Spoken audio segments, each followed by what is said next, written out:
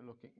So we've been talking about integral theory system, about being able to cure up to 80 or even more percent of conditions which the medical profession up till now have said are incurable. For instance, if a woman can't hold onto her bladder, that's called urgent incontinence. If she gets up 4 or 5 times a night, that's called nocturia. If she can't empty her bladder properly, and if she has to sit on the toilet for an hour or two, and there are some women to empty her bowel, or she leaks feces. Now, or she's got chronic pain. A lot of women suffer from severe chronic pain. 20% of women.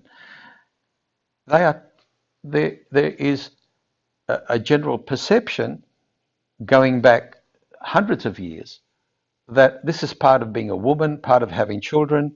You've got to put up with it. But it has also been reinforced by the doctors, because there's a whole new industry, $16 billion a year of a drug industry, where they give drugs to stop the bladder contracting. They're basically ineffective because they stop everything else contracting. So people get a dry mouth, they get constipated, so they end up giving them up after a month or so. But so these same doctors who prescribe these tablets have formed organizations, incontinence societies and this and that, and they give out expert statements, state of the art, and the state of the art is always, it can't be cured, it can help you if you take these tablets. Now, in 1990, the integral theory came along, and it's been developed by a growing number of adherents, and basically it says, look, we can help all this. You don't have to put up with it, because we know what the answer is. The answer is your ligaments are loose. Now, one part of the theory, the cure of stress incontinence, where a tape is put in the front ligaments, that's called the mid-urethral sling. Now, that was very controversial when it started. I did the first operation in the world for that, and I was basically sent to Coventry. And it was Professor Alston got involved, and that was good, and then Johnson and Johnson and other companies marketed it worldwide, and now it's the standard operation. So when a big company got involved and pushed it, everybody started doing it.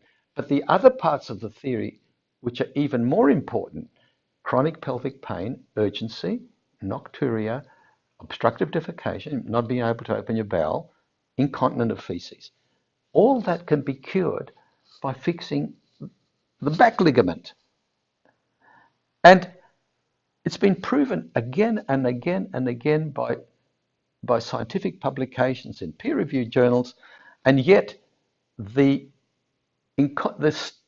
societies who put themselves up as being the prime body for curing incontinence refuse to put it into their definitions.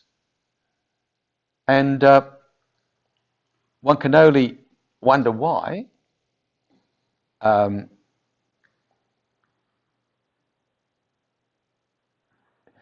But they don't do it. They've got a responsibility to do it. One of them is a registered charity in England.